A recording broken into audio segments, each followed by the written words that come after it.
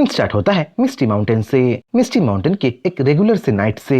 पर मिस्टी माउंटेन में उस रात कुछ अलग ही हो रहा था। जियू आधे अधूरे स्पिरिचुअल हर्ब को व्हाइट फॉक्स को दे रहा था, क्योंकि व्हाइट फॉक्स ने स्पिरिचुअल हर्ब को पहले से खा जो लिया था। मतलब उसी ने ही स्पिरिचुअल हर्ब को आधा अधूरा किया था, इसीलिए वेस्ट करने से ज्यादा अच्छा स्पिरिचुअल हर्ब को व्हाइट फॉक्स को दे देना था। पर व्हाइट फॉक्स इतना स्ट्रॉन्ग नहीं था, ना ही उसका बॉडी इतना पावरफुल था कि वो स्पिरिचुअल हर्ब की एनर्जी को पूरी तरीके से अब्सॉर्ब कर पाए। इसलिए जियू व्हाइट फॉक्स को पहले तैयार करता है, लाइफ ऑफ एसेंस की कुछ बूंदे उसे पिला देता है। देखते ही देखते व्हाइट फॉक्स स्पिरिचुअल हर्ब को अब्सॉर्ब करने लगती है और एक ट्रांसेंडेंटल बीस्ट में इवॉल्व हो जाती है और अपने लुक से कईयों को वो इम्प्रेस करने लगती है। उसी वक्त वहाँ नाइन टेल फॉक्स भी आ चुकी थी और अपने साथ वो एक मेहमान को लेके आई थी। स्वालो टेल बटरफ्लाई एक ब्यूटीफुल क्रिएचर थी, जो कि थर्ड ट्रांसन ऑर्डर में होने के साथ साथ कई सारे स्किल्स भी रखी थी, जैसे कि डेजलिंग लाइट जिससे वो लाइट को कंट्रोल कर सकती थी, जैसे कि ड्रीम वर्ल्ड जिससे वो दूसरों के ड्रीम को कंट्रोल कर सकती थी, अपने मन मुताबिक दूसरों को वो मैनिपुलेट कर सकती थी, जैसे कि बटरफ्लाई विंग जिससे वो अपने विंग से पत्थर काटने वाली लाइट इमिट कर सकती थी, और आखिर में था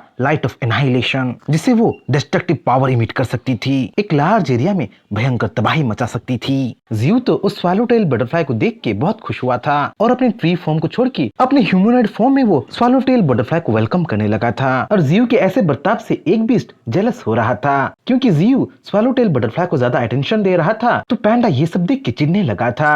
और चिढ़े भी क्यों ना, वो भी थर्ड ट्रांसन ऑर्डर में पहुंच गया था, पर जियू उसका कहाँ तारीफ कर रहा था। वो तो मानो जियू के लिए इनविजिबल ही हो गया था। छोड़ो पैंडा को। इसी बीच जियू डिवाइन फ्लावर को अपने पास बुलाता है और रिसेंट अपडेट्स उसे मांगने लगता है।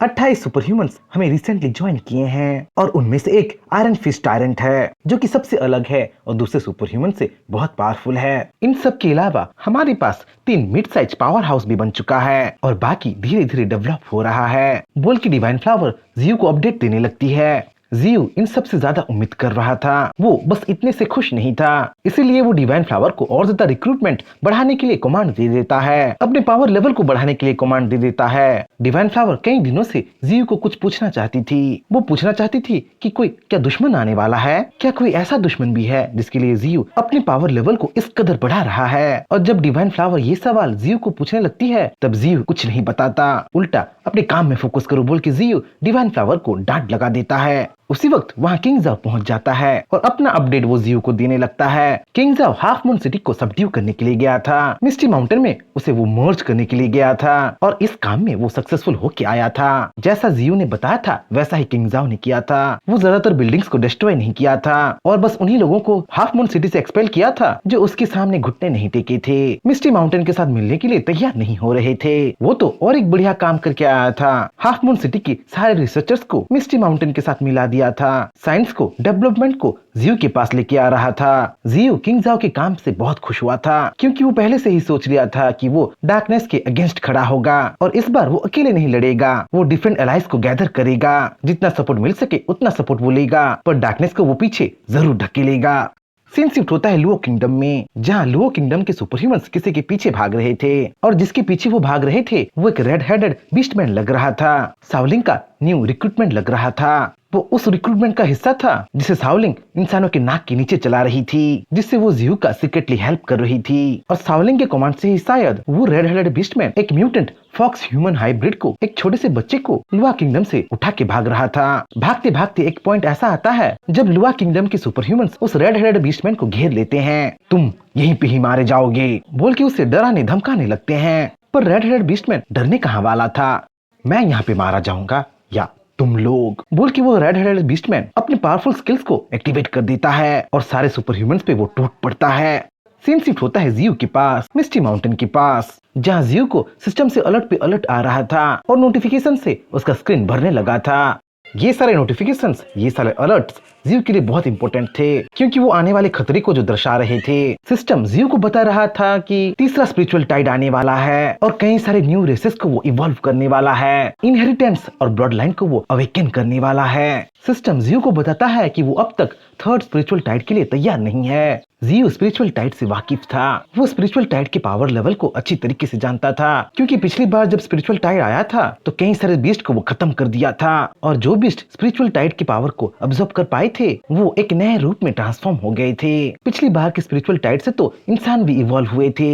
जियो चिंता में पड़ गया था कि इस बार का स्पिरिचुअल टाइड किन किन को इवॉल्व करने वाला है, सबको कितना स्ट्रॉन्गर बनाने वाला है। इसीलिए स्पिरिचुअल टाइड के बारे में जियो सिस्टम से सवाल पे सवाल करने लगता है, जिसपे सिस्टम जियो को क्लियरली सब कुछ बताने लगता है। सिस्टम जियो को बताता है कि वो फिर से इवॉल्व होगा, अपने एक न्यू फॉर्म में ट्रांसफॉर्म होगा, बस उस स्पिरिचुअल टाइड को कामली ऑब्जर्व करना है। नॉर्मली स्पिरिचुअल टाइड इतनी जल्दी नहीं आता, इस बार आ रहा है क्योंकि डार्कनेस ने उसे ट्रिगर किया है। जियो को खत्म करने के लिए वो हर मुमकिन चाल चल रहा है, क्योंकि वो जियो से डर रहा है, जियो के हो रहे ग्रोथ से डर रहा है। जियो सिस्टम की बातें सुन कंफ्यूज होने लगता है, क्योंकि सिस्टम पहले बताया था कि डार्कनेस अनडेड एनर्जी है, मतलब जितना क्रिएचर्स मरेंगे उतना ही डार्कनेस पावरफुल होगा। और क्योंकि जियो दूसरों को मार के इवॉल्व होता है, उनसे एक्सपीरियंस गेन करता है, इवोल्यूशन पॉइंट्स गेन करता है, तो वो डार्कनेस को चारा ही देता है।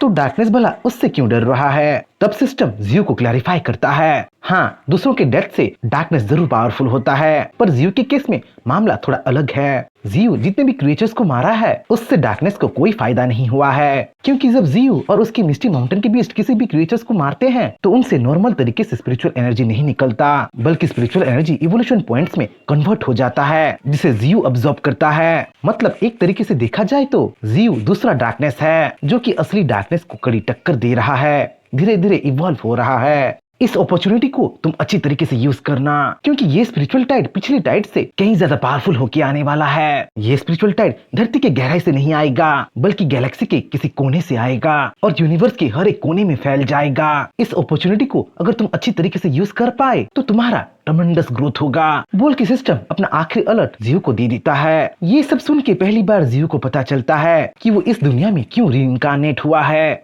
शायद उसका असली मकसद डार्कनेस का नामो निशान मिटाना है, एक नया दुनिया क्रिएट करना है, एक फ्री गॉड बनना है। इन्फॉर्मेशन पाके वो सारे बीस्ट को अपने पास गैदर करता है, और जब सब गैदर होते हैं तो उन सबको एक एक रिस्पॉन्सिबिलिटी देने लगता है। जियो सबको बताता है कि वो एक गहरी नींद में जाने वाला है, जो कि 1, 2 या 3 साल तक जा सकता है, क्योंकि उस लेवल का वो कल्टीवेशन जो करने वाला है। इस बीच सारे बीस्ट को मिस्टी माउंटेन को संभालना होगा, जियो के सारे काम को हैंडल करना होगा, क्योंकि हाफ मून सिटी और यान सिटी को मिस्टी माउंटेन रिसेंटली अपने साथ मर्ज किया था, तो उन दोनों सिटी को संभालने का जिम्मा वो क्यान किंग को दे देता है। वैसे ही किंग जाओ को जियो रिसेंटली रिक्रूटेड साइंटिस्ट के गैंग को मिस्टी माउंटेन के अंडरग्राउंड सिटी में भेजने को बोल देता है। उनकी देखरेख करने का जिम्मा, उनको सपोर्ट और यहाँ तक कि लाइफ ऑफ एसेंस देने का जिम्मा भी वो किंग जाओ को दे देता है। उसी तरह से एम्परर एलिगेटर को मिस्टी माउंटेन के इंटरनल अफेयर को छोड़ पूरे मिस्टी माउंटेन को देखरेख करने का जिम्मा दे देता है। वहीं मिस्टी माउंटेन के इंटीरियर का जिम्मा जियो डीमनिक बुल को सौंप देता है। डीमनिक बुल को बस उतना रेस्पॉन्सिबिलिटी नहीं दिया गया था, डीमनिक बुल